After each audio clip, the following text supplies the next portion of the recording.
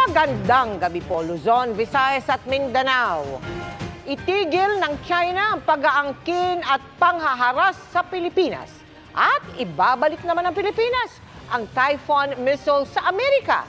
Yan ang hamon ni Pangulong Bongbong Marcos sa China. Kasunod ito ng pag-alma ng China sa pananatili sa Pilipinas ng Typhoon missile system ng Amerika na inilipat kamakailan sa isang sikretong lokasyon.